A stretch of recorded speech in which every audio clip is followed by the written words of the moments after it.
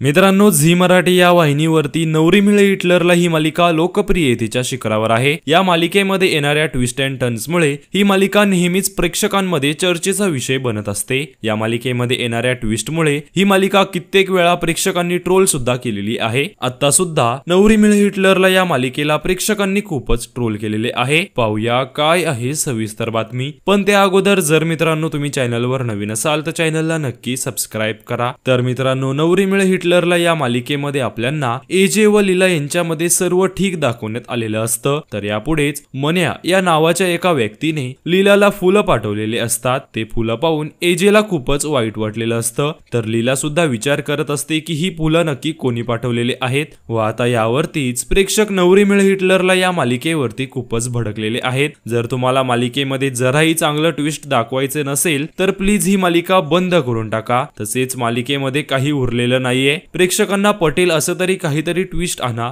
दाखवायचे म्हणून काही दाखवू नका। तर काही प्रेक्षकांनी झी मराठीची सर्वात फालतू मालिका म्हणून नवरी मिळे हिटलरला या मालिकेला पुरस्कार देऊन टाका यांसारखे अनेक कमेंट्स करत प्रेक्षक नवरी मिळे हिटलरला या मालिकेवरती भडकलेले आहेत। तर मित्रांनो, तुम्ही नवरी मिळे हिटलरला ही मालिका पाहता का? तसेच या ट्विस्ट बद्दल तुम्हाला काय वाटतं हे आम्हाला कमेंट्स मध्ये नक्की सांगा।